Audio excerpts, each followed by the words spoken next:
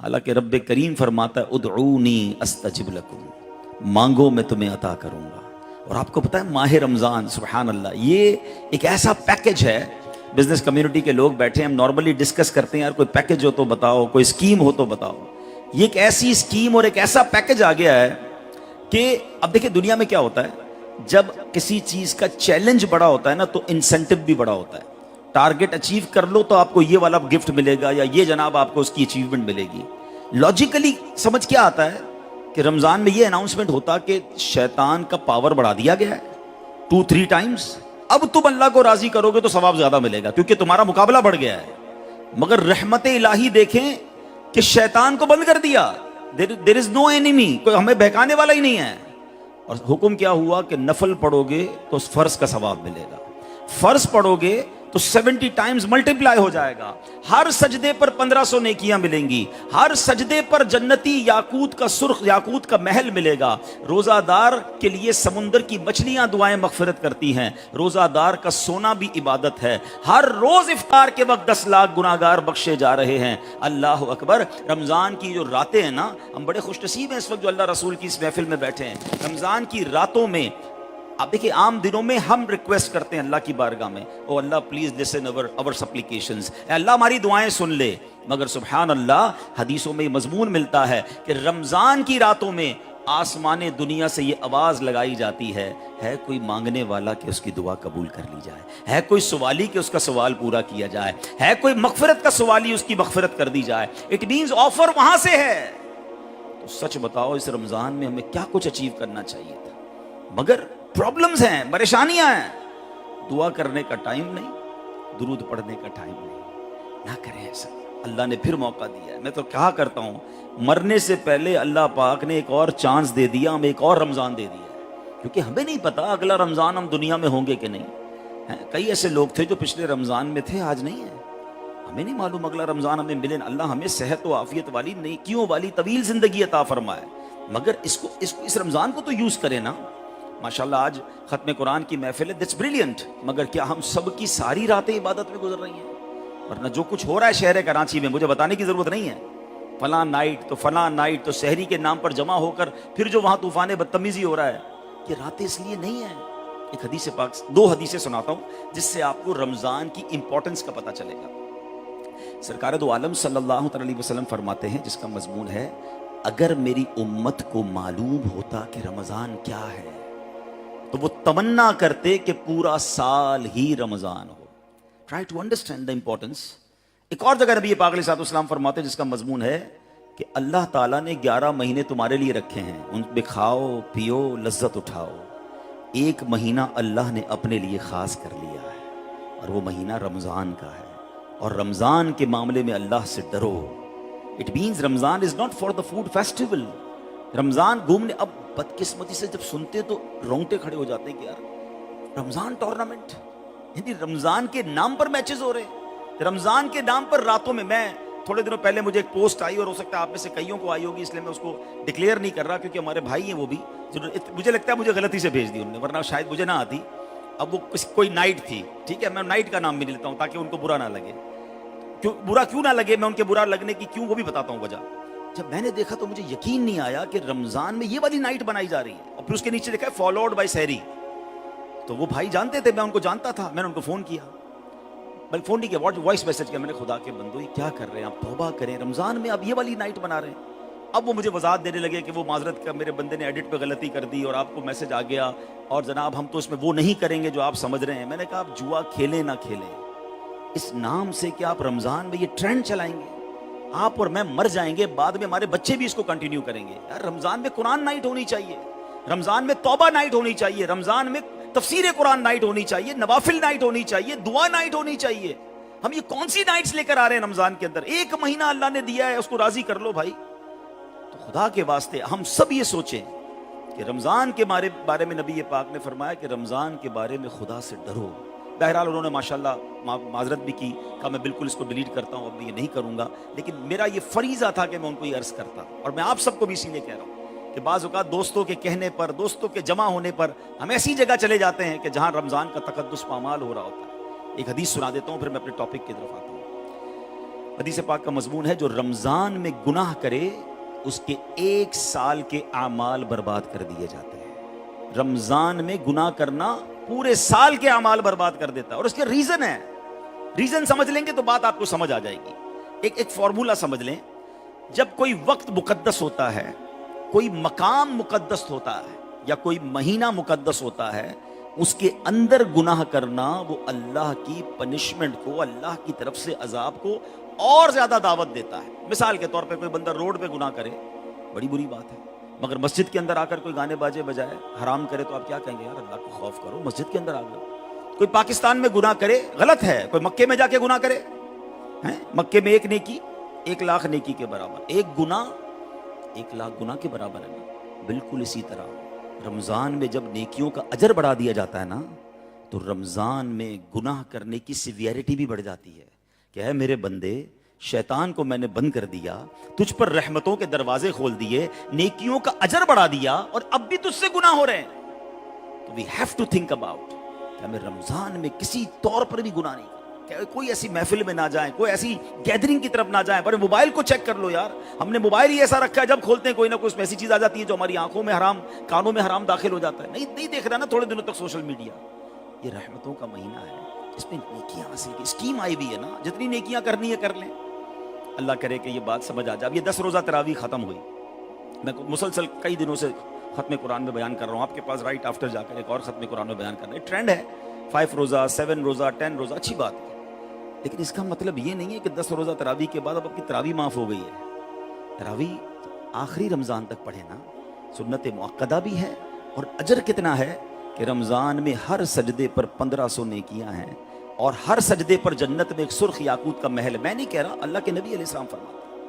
اب میں صرف دل پر چوٹ کرنے کے لیے کہہ دیتا ہوں, ذیشان لویا بھائی یہ اعلان کر دیں کہ بھائی کل سے یہاں تراویح ہوگی, جو پوری تراویح پڑھے گا جاتے جاتے 60,000 روپے کا اسے کیش لفافہ بھی ملے گا, اور فلک ناز میں ایک پلاٹ بھی ملے گا. تو میرا خیال ہے یہ ذیشان بھائی کی تو بلڈنگ روڈیں بھی بھر جائیں گی. بلکہ یہاں نماز پڑھنے والے دعا بھی کریں گے, یا اللہ 29 کا چاند مت دکھائیو, 30 کا چاند ہو, تاکہ ایک اور پلاٹ اور ایک اور 60,000 کا لفافہ مل جائے. اب میں آپ سے دل سے بتائیے, 60,000 روپے زیادہ ہیں یا 60,000 نیکیاں زیادہ ہیں؟ ایک کراچی کا پلاٹ زیادہ ہے یا میرے نبی کے سچے وعدے ہیں کہ ہر سجدے پر ایک جنت میں پلاٹ ہے, جنت میں مکان ہے, 60 مکان. ایک تراویح پوری پڑھو تو 20 تراویح میں 40 سجدے نا. میں تو کہتا ہوں صرف تراویح کیوں, تہجد بھی پڑھیں, اشراق چاش بھی پڑھیں, اوابین بھی پڑھیں, اور نوافل بھی پڑھیں. یا اللہ اتنی نیکیاں ہر سجدے پر. تو رمضان اللہ کرے کہ میں بھی عبادت میں گزاروں اور آپ بھی گزاریں. ناؤ لیٹس, میں اپنے ٹاپک کی طرف آتا ہوں کہ آج یہ بھی اہم باتیں تھیں جو مجھے کرنی تھی. اب میں آپ کو آج قرآن پاک کے ایک بڑے تاریخی واقعے کی کچھ جھلکیاں بیان کروں گا, اور اس سے ملنے والا میسج. اس سے یہ بھی انڈرسٹینڈ کیجئے گا, آج ختم قرآن کی محفل میں ہے, یہ مہینہ جو ہے نا یہ ماہ نزول قرآن ہے. اب قرآن کے نازل ہونے کے مہینے میں ہمیں کم از کم اس مہینے میں قرآن سے ایسی باؤنڈنگ کر لینی چاہیے, اتنی انڈرسٹینڈنگ کر لینی چاہیے کہ پھر پورا سال ہم قرآن کو سمجھنے میں کامیاب ہو جائیں. اب میرے یہ بھائی بھی تھوڑی دیر کے لے کر بیٹھ جائیں پلیز, تھوڑی سروس روک دیں. میں انشاءاللہ 20-25 منٹ میں آپ سے اجازت لے لوں گا, بس میں چاہتا ہوں میری بات آپ توجہ سے سن لیں. تو قرآن مجید فرقان حمید میں ایک ایسے پرسنالٹی کا واقعہ ہے. آج کل بڑی دنیا میں رپورٹس آتی ہیں, the most richest personality in the world. ٹھیک ہے جناب, top 10 richest personalities in the world. اور یہ آگے پیچھے ہوتے رہتے ہیں, کبھی کوئی فرسٹ نمبر آ جاتا ہے, کبھی کوئی سیکنڈ نمبر پہ آ جاتا ہے, یہ چینجنگ چلتی رہتی ہے. قرآن نے دنیا کے سب سے زیادہ امیر آدمی کا واقعہ بیان کیا. اچھا وہ امیر کتنا تھا, اس کے خزانے کتنے تھے؟ کہتے ہیں اس کے اتنے ارب ڈالر ہیں اس لیے نمبر 1 آ گیا ہے, اتنے بلین ڈالر ہیں تو سیکنڈ آ گیا ہے. قرآن نے اس کی ویلتھ کیسے بیان کی؟ قرآن نے اس کی ویلتھ بیان کی کہ وہ اتنا امیر تھا کہ اس کے خزانوں کی چابیاں ایک پوری اونٹوں کی جماعت اٹھاتی تھی. خزانے نہیں, ایک روایت کے مطابق 40 اونٹ چلتے تھے اس کے خزانوں کی چابیاں اٹھانے کے لیے. ٹرائی ٹو انڈرسٹینڈ خزانے کتنے ہوں گے. ٹھیک ہے, اور وہ کون تھا؟ وہ قارون تھا. قارون کے ساتھ ہوا کیا؟ اچھا بہت سارے لوگوں کو شاید یہ نہیں پتا کہ قارون پہلے سے ہی اللہ کا نافرمان نہیں تھا, بلکہ اگر میں آپ کو کہوں نا کہ موسٹ سکسیسفل لوگوں کی لسٹ بنائیں, اس کے اندر کیا کیا کوالٹیز ہونی چاہیے, ہم کس کو کامیاب سمجھتے ہیں, تو قارون میں وہ ساری چیزیں موجود تھیں. نمبر 1 ریچسٹ تھا, بہت مال تھا. نمبر 2 بیسٹ فیملی سے تھا, خاندان کیسا تھا؟ وہ حضرت موسیٰ کا کزن تھا. نمبر 3 وہ اتنا بیوٹیفل تھا, اتنا ہینڈسم تھا کہ اس کے چہرے سے اتنا نور نکلتا تھا, لوگ اسے منور کہتے تھے. نمبر 4 وہ تورات کا عالم بھی تھا. مجھے بتائیں نا, ایک آدمی کے شرف اور پرسنالٹی کے لیے اور کیا چاہیے؟ علم بھی تھا, فیملی بھی تھی, پیسہ بھی تھا, بیوٹیفل بھی تھا, ہینڈسم بھی تھا. پھر کیا ہوا؟ اب یہ ہوا کہ وہ اس کا اینڈ یہ ہوا کہ وہ اپنے خزانے کے ساتھ زمین میں دھسا دیا گیا, برباد کر دیا گیا. میں یہاں تھوڑا سا رکوں گا, پھر قارون کا واقعہ آگے لے کے چلتا جو ہم سب کو سمجھنا ہے. زندگی میں کوئی بھی عمل کر لینا, اللہ پاک بہت بڑی نیکی بھی کرا لے, تو سیٹسفائی نہیں ہونا ہے.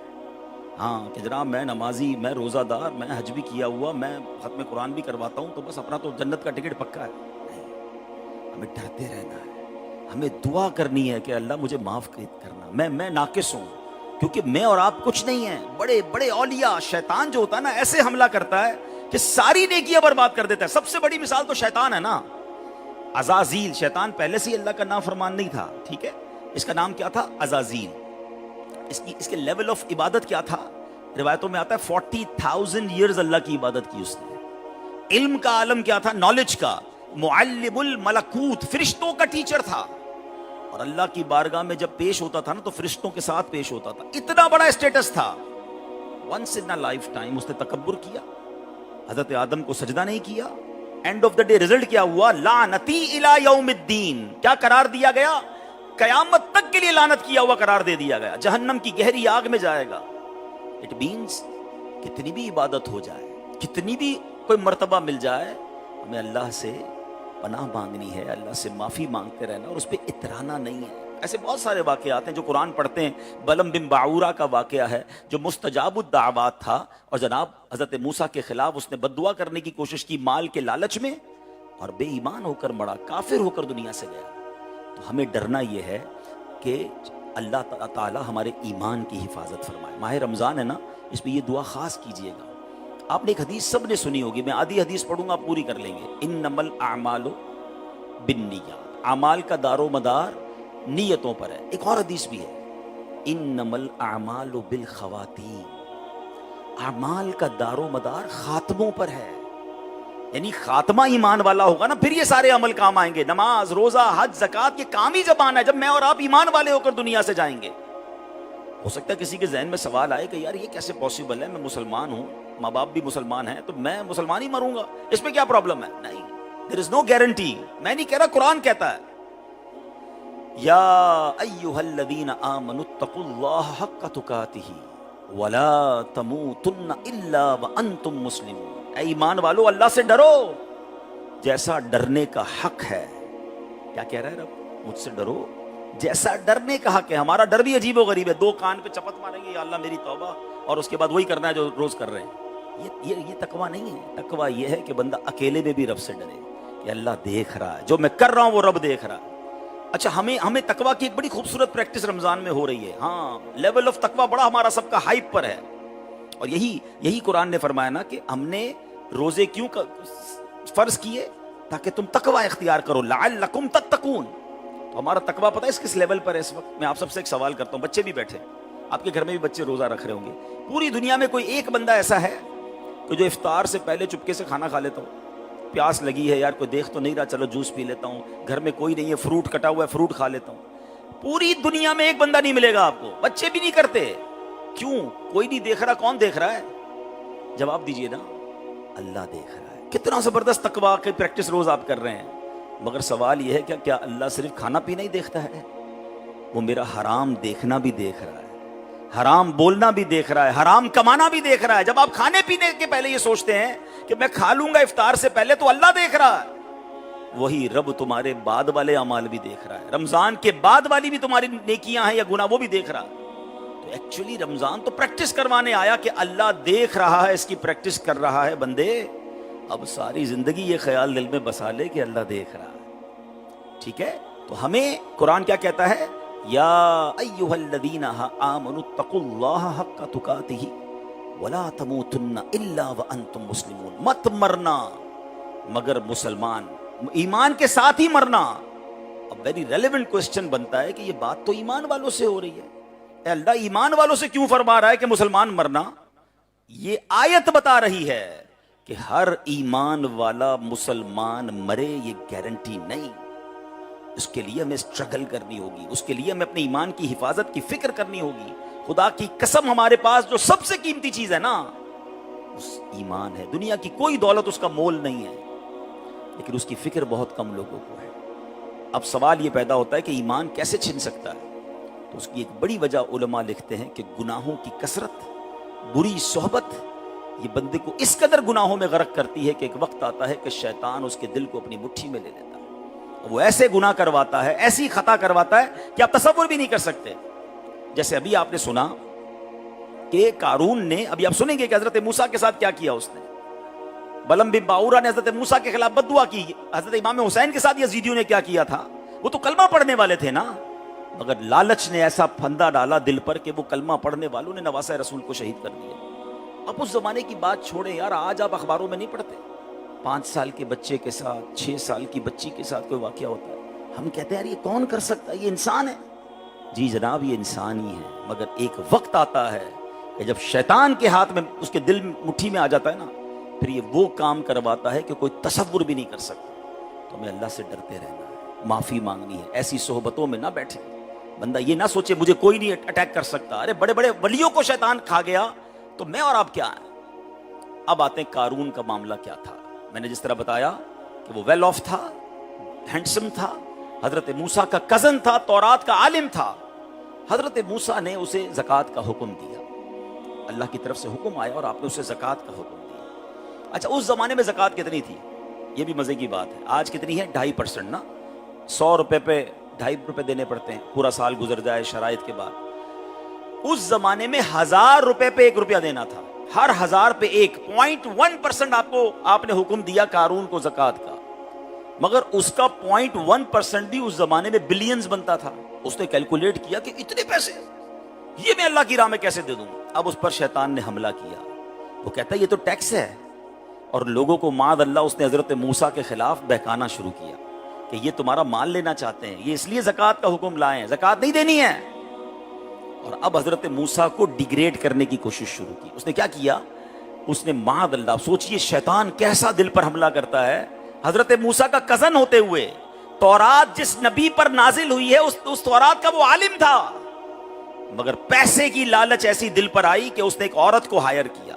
سنیے, ایک عورت کو پیسے دیے اور اسے کہا کہ حضرت موسیٰ پر جا کر تم نے ایک گندا الزام لگانا ہے. وہ عورت نے پیسے لیے اور بھرے مجمع میں کھڑی ہو گئی اور کہتی ہے کہ حضرت موسیٰ نے میرے ساتھ برا کام کیا ہے. اللہ اکبر, کلیم اللہ کے ساتھ. حضرت موسیٰ جلال میں آ گئے. آپ نے اس کو قریب بلایا. اس نے کہا میں تجھے اس رب کی قسم دیتا ہوں جس نے دریائے نیل کو پھاڑ کر حضرت ہمارے لیے راستہ نکالا اور فرعون کو غرق کیا, بتا سچ کیا ہے. جب اعلان نبوت سے نبی حضرت موسیٰ کی ہیبت اس پر طاری ہوئی, وہ عورت تھر تھر کانپنے لگی, کہتی معاف کر دیں, میں پیسے لے کر آئی تھی, آپ نے میرے ساتھ کچھ نہیں کیا, مجھے قارون نے اس کام کے لیے ابھارا. اب حضرت موسیٰ کو بہت افسوس ہوا, بڑے دکھی ہوئے آپ, اور آپ نے لوگوں سے کہا کہ جو قارون کے ساتھی ہیں قارون سے الگ ہو جائے. 2 بندوں کے علاوہ سارے لوگ قارون سے الگ ہو گئے. اب آپ نے اللہ کی بارگاہ میں دعا کی اور زمین کو حکم دیا کہ قارون کو پکڑ لے. قارون گھٹنے تک, قرآن کہتا ہے گھٹنے تک زمین میں دھس گیا. پھر آپ نے جب حکم دیا تو سینے تک دھس گیا. اب وہ رونے لگا, چلانے لگا, کہتا ہے معاف کر دیں, میں آپ کا کزن ہوں, اب نہیں کروں گا. اب عذاب الہی آ چکا تھا اور آخر کار وہ پورا کا پورا زمین میں دھسا دیا گیا. جو 2 لوگ ساتھ تھے نا قارون کے, دیکھیں کچھ لوگ ایسے ہوتے ہیں جن کو دلیل بھی مل جائے پھر بھی نہیں مانتے. وہ کہتے ہیں حضرت موسیٰ نے اس لیے اس کو دھسایا ہے کہ اتنا بڑا خزانہ ہے نا وہ ان کو چاہیے. حضرت موسیٰ نے دعا کی, اللہ اس کا خزانہ بھی دھسا دے. قارون کا وہ بلینز اور ٹریلینز اس زمانے کے پتہ نہیں ڈالرز کا یا کتنے پیسوں کا خزانہ تھا, وہ بھی زمین میں دھسا دیا گیا. اور مفسرین لکھتے ہیں کہ وہ قیامت تک زمین میں دھستا رہے گا. اس واقعے سے بہت ساری باتیں سیکھنے کو مل رہی ہیں. پہلی بات تو میں نے آپ کو عرض کر دی, اپنے ایمان کی فکر کیجیے, اپنے ایمان کی حفاظت کیجیے, اور ایسی صحبتوں سے اپنے آپ کو بچائیے کہ جہاں ایمان ضائع ہونے کا خوف ہے, اور اپنی نیکیوں پر سیٹسفائی نہ ہو رہی ہے. اللہ سے بس معافی مانگتے رہیے. اللہ سے کہیے مولا میں نے جو کچھ کیا تیری عطا سے کیا, میری کوئی اوقات نہیں. سیکنڈلی, کسی پر الزام نہ لگائیے. اس عورت نے کیا کیا تھا؟ اللہ کے نبی, معاذ اللہ, اللہ کے نبی پر الزام لگایا. آج بھی جناب کچھ لوگ ہیں جن کا کام ہی الزام لگانا ہے، ادھر سے سنی ادھر سے بڑھا دی، فلاں نے یہ کیا فلاں نے وہ کیا. اچھا بڑا مزہ آتا ہے ان کو نا کسی کا اسکینڈل بنانے میں، اس کی بیٹی کا معاملہ، اس کے بیٹے کا معاملہ، فلاں کے گھر میں یہ، فلاں کے کاروبار میں یہ. میری اوقات کیا ہے؟ آپ ایک حدیث سن لے جس کا مضمون ہے جو کسی کے عیب کھولتا ہے اللہ اس کے عیب کھول دے گا، اور جو کسی کے عیب چھپاتا ہے اللہ اس کے عیب چھپاتا ہے. آج بڑا مزہ آ رہا ہے نا، اس کے بارے میں رپورٹ مل گئی ہے، اس کا کوئی معاملہ پتہ چل گیا ہے، چلو یار چلاتے ہیں گروپوں میں میسج، انجوائے کرتے ہیں لوگ. تیار رہو کل تمہارے عیب کھلنے والے ہیں، اور خدا کی قسم جب ہمارے عیب کھلے نا ہم منہ دکھانے کے قابل نہ رہیں گے. ہم نے تو کیا کچھ کیا ہے اللہ کو ہی پتا ہے اور کسی کو نہیں پتا. اللہ نے تو ہمارے عیب چھپائے ہوئے ہیں، دنیا میں عزت رکھی ہے ہماری. پتا چل بھی جائے نا، دیکھیں اگر ہمیں کوئی آ کر بتائے کہ یار فلاں نے یہ کیا، کیا مجھ پر واجب ہے دوسرے کو بتانا؟ میں کہوں یار مجھے مت بتاؤ یار، وہ جانے، اس کا رب جانے، اس کا اور اس کے اللہ کا معاملہ، میں مجھے کیوں بتا رہے ہو کسی کے عیب؟ لیکن کچھ لوگوں کو بڑی لذت ملتی ہے، ذرا اور بتاؤ نا. ہاں یار کاروبار کیسے کر رہا ہے آج کل، یہ نیا پلازا بنایا یار، کوئی اندر کی خبر لاؤ، کدھر سے پیسے آئے اس کے پاس. یار تھوڑے دنوں پہلے تو کہہ رہا تھا میں پریشان ہوں اور اب نئی اوڈی نکال لی ہے، پیسے کدھر سے؟ بھائی اس نے نکالی، آپ کو کیوں ٹینشن شروع ہو رہی ہے؟ اس نے نیا پلازا بنایا، آپ کو پرابلم کیوں ہے؟ اب تو یہ حال ہے کہ بندہ حج پر جائے تو لوگوں کو ٹینشن شروع ہو جاتی ہے، حج پہ کیسے چلا گیا؟ آپ سوچے تو صحیح، اللہ دے رہا ہے، وہ اللہ کی عطا ہے اس پر، اور اگر وہ غلط طریقے سے کما رہا ہے تو یہ اس کا اور اس کے رب کا معاملہ ہے. آپ کو کس نے انسپیکٹر بنا دیا؟ لوگوں کی عبادتوں پہ دوربین لگا کے بیٹھے ہیں، کوئی کسی کی آمدنی پہ دوربین لگا کے بیٹھا ہے، کوئی کسی کی شہرت سے پریشان ہے اور عیب ڈھونڈ رہے ہیں. یاد رکھیے یہ مسلمانوں کا شیوا نہیں ہے. اگر آپ چاہتے ہیں کہ میرے اور آپ کے عیب دنیا اور آخرت میں چھپے رہیں، ہم مسلمانوں کے عیبوں پر پردہ ڈالنے والے ہیں. کسی کے گھر کی باہر بات بتلاؤ. آج تم کسی کی بچی اور کسی کے بچے کی غلطی پر انجوائے کر رہے ہو، کل ایسا نہ ہو یہ تم اپنی اولاد میں دیکھو. حضرت موسیٰ کے ساتھ اس عورت نے کیا، اس کا بیڑا غرق ہو گیا نا، اس کو تباہی ملی، اللہ کے نبی کو ناراض کیا. تو کبھی بھی اللہ والوں کے بارے میں بھی یاد رکھیے گا، خاص طور پہ علماء، نیک لوگ جن کو لوگ دنیا والے اللہ کے ولی کہتے ہیں، کبھی ان کے بارے میں نیگیٹو نہ سوچیں. ہم ان سے امتحان لیں گے، ان کا ٹیسٹ لیں گے، ہماری اوقات ہے. دیکھیں میرا بہت تھوڑا سا علم ہے، لیکن اب تک جتنا میں نے پڑھا ہے، میں نے صرف 2 چیزوں کے بارے میں پڑھا ہے جن لوگوں سے اللہ جنگ کا اعلان فرماتا، اللہ اعلان جنگ فرماتا ہے. غور سے سن لو. نمبر 1، سود کا کام کرنے والا، اس سے اللہ اعلان جنگ فرماتا ہے. پلیز ہاتھ جوڑتا ہوں، اگر کوئی میرا بھائی یہاں بیٹھا ہے یا بعد میں میرا ویڈیو پہ یہ بیان سنے، یہ لائیو بھی جا رہا ہوگا سوشل میڈیا پہ، سود کے قریب مت جانا. بڑی اسکیمیں آتی ہیں، بڑی آفرز آتی ہیں، آپ کو لگے گا میرا یار بڑا بزنس کھڑا ہو جائے گا، تھوڑا سا غلط کروں گا مگر پورا پلازا کھڑا ہو جائے گا، پورا امپائر کھڑا ہو جائے گا، یار مارک اپ بھی دے دوں گا، انٹرسٹ بھی دے دوں گا، پھر بھی پیسے بن جائیں گے. ایک بات کا جواب دے دو یار، جو اللہ سے جنگ کرے گا وہ جیتے گا، اس کا بربادی ہی مقدر ہے. ہم نے گھر بکتے دیکھے ہیں، فیکٹریاں بکتے دیکھی ہیں، لوگوں کو مقروض ہوتے دیکھا ہے. سود کھا جاتا ہے. اچھا یہاں کچھ بھی نہیں ہوا اس کے ساتھ، وہ امیر ہی رہا، جہنم کا عذاب تو باقی ہے نا. پلیز ہمت کیجئے، رمضان میں کہتا ہوں ہمت کر لیں، ڈیسائیڈ کر لیں. آپ کو لگے گا کہ یار اگر میں اپنے کاروبار سے سود کو ڈیلیٹ کروں گا تو مشکل ہو جائے گی، یہ مشکل کر لو برداشت. ہم نے ایسے کئی لوگ دیکھے، اربوں پتی تھے، اپنی کچھ فیکٹریاں بیچی، کچھ پلاٹ بیچے، کچھ اسٹیٹس نیچے لے کر آئے، سارا بینک کا پیسہ واپس کیا، اللہ نے اس سے زیادہ واپس انہیں عطا فرما دیا. کیونکہ برکت حلال میں ہے، سکون بحلال میں ہے. ہر مہینے جناب آپ پر میٹر لگا ہوا اور آپ سود دیے جا رہے ہیں. نہ سود لینا ہے نہ سود دینا ہے، یہ اللہ سے جنگ ہے.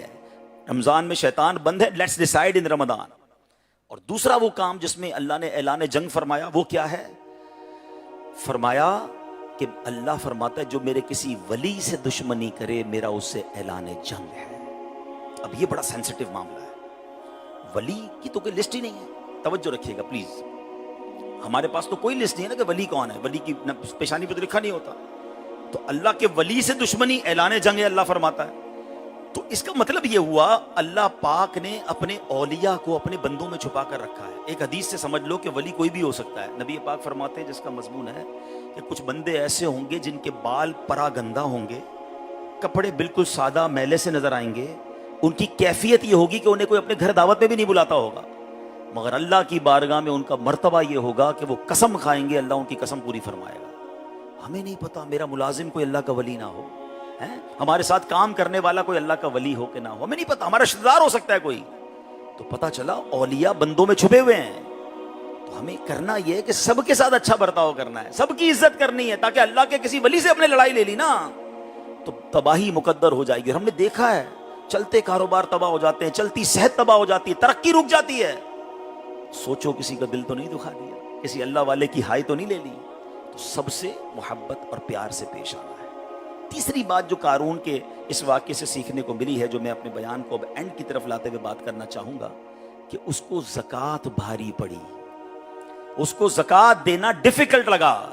اتنا اللہ نے مال دیا تھا, 0.1% زکوٰۃ تھی, لیکن اس کو دینے میں اس کو ہچکچاہٹ ہوئی اور اس نے حضرت موسیٰ سے لڑائی لی. آج بتائیں آج کیا حال ہے؟ کیا سارے لوگ پوری زکوٰۃ دے رہے ہیں؟ یاد رکھیے زکوٰۃ فرض ہے. اسلام کے 5 پلر ہیں نا, نماز, روزہ, حج, زکوٰۃ اور کلمہ توحید. زکوٰۃ دینے میں اب لوگ ڈگمگا رہے ہیں. اچھا ہوا کیا ہے, جب تک سینکڑوں, ہزاروں یا لاکھوں میں زکوٰۃ تھی نا, لوگ دے رہے تھے. اب امتحان جب شروع ہوا, جب زکوٰۃ کروڑوں میں ہو گئی ہے, ہوئے ہوئے ہوئے اتنی ساری زکوٰۃ, 10 کروڑ روپے زکوٰۃ.